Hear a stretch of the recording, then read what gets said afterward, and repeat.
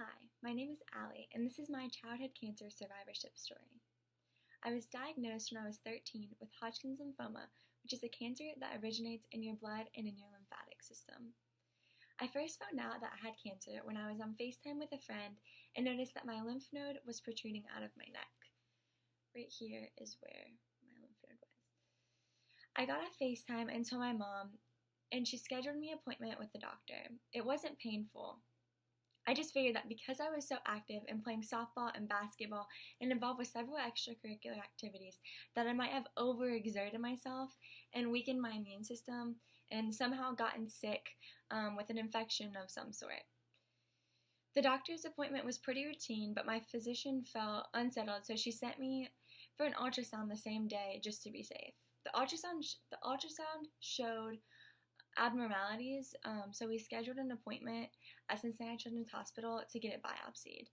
I met with an oncologist in a private room where I was then told the words, "You have cancer." And instantly, my world kind of turned upside down. I honestly did not know how to react. I kept telling the doctor that she made a mistake.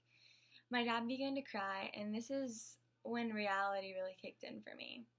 My whole world felt like it was crumbling down as I knew it. And I thought the same thing that every cancer patient thinks when they hear those words, that I'm going to die. And from then on, all of it is kind of a blur. Time seemed to merge together.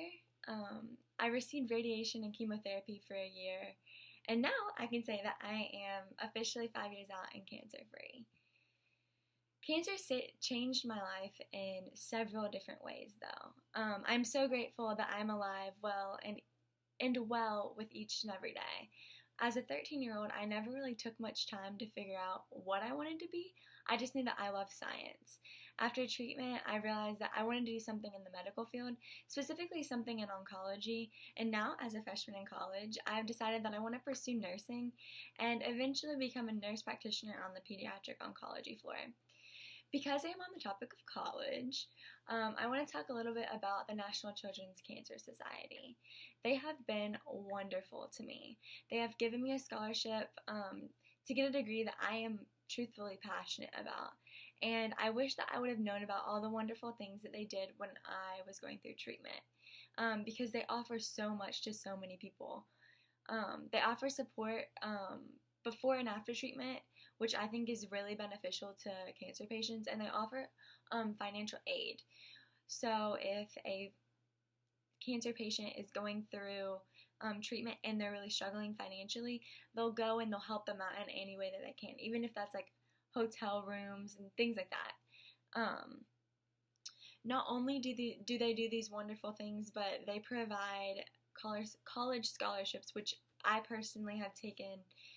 I'm so thankful for that, because honestly, like, it has been so helpful throughout my college experience to have that college scholarship to help me get through financially with college. And it honestly, it makes a difference.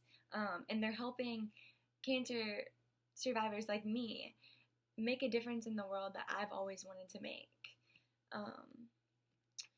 So I'm going to kind of change the topic.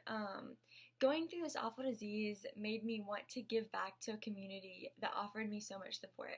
Cincinnati Children's was like a family to me, and because of that, I wanted to do more, not only at Cincinnati Children's, but in my community. So I did a lot of community service projects revolving around pediatric oncology, and I even created my own, which I consider the Faith Over Fear Passion Project. And this is where I donate bags full of comfort items that I needed when I was sick, but most people don't realize that you need until you're there. And so items that I needed were things such as like a silk pillowcase. So when your hair begins to fall out, the silk pillowcase doesn't tug on it like a cotton pillowcase would.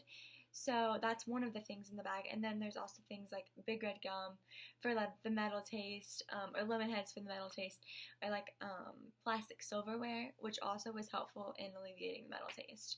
Those are a few examples of what I put in those bags, and then I donate them to Cincinnati Children's Oncology. And speaking of my passion project, I'd like to touch a little bit on the name. So one of the questions is, how did you overcome fear? Or what was your fear going through treatment? That's often a question that I got when I was sick, and so I want to touch a little bit on this. So I told myself when I was sick to have faith over fear, the fear being dying.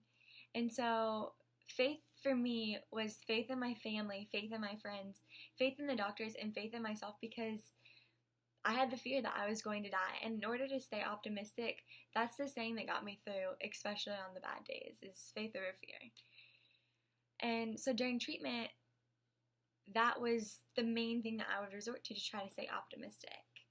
While I was going through treatment, I had an amazing family and community supporting me the whole way through. And so on my journey, these people were always there for me. And my journey is going through Hodgkin's lymphoma. But my family especially, because they were there every step of the way with anything that I needed. My mom and dad would sleep in the hospital room right beside me, so that if I needed anything at all throughout the night, that they would be there for me. My mom even gave me shots every day, which I cannot even imagine how hard that must be, or how hard that was for her. And then my dad, who's an amazing cook in my family, he would make me food, because everyone knows the hospital food isn't always the best. But he would make me food and he'd bring it to the hospital so that I had home cooking while I was going through treatment, which was just phenomenal of him to do, especially since he had so much going on. And I'm just beyond thankful for all that they did. And Mom and Dad, when you see this, I love you guys. Thank you. I am so thankful that they did all that to me, that they did all that for me. And I even had survivors come up to me with encouraging words and messages and support that I can get through this, because they got through that. And that honestly was so helpful, to just sit and talk to people that had went through something that I was going through. Particularly one of my mom's friends and her daughter, who was one of my childhood best friends. So they would come to the hospital with all of these supporting words and messages.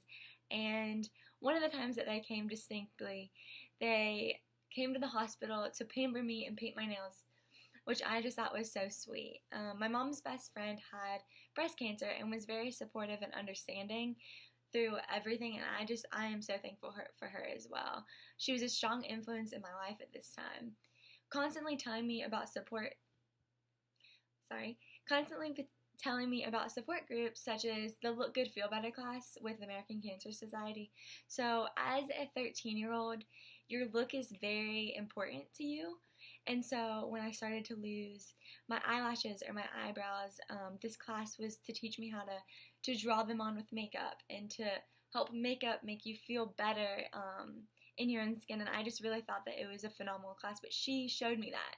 And she also showed me where I could get like a free wig, which was something else that is really important to a 13-year-old, is her hair, and that was really important to me. And so she was just an awesome influence in my life, because she just showed me all of these amazing inside pointers for how to cope with certain things, especially side effects. So she was the one who showed me about the silk pillowcase not tugging on my hair.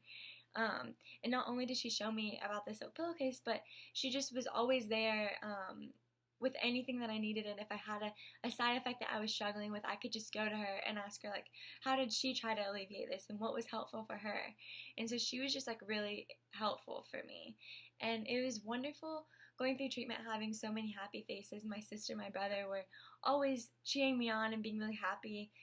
My sister, when I first was trying to figure out how what my slogan was going to be when I was sick, what I was going to tell people, and how I was going to, my happy place, what I was going to say when I started to get down and upset, because we both knew that was going to happen. And so she helped me find the phrase faith over fear, which really got me through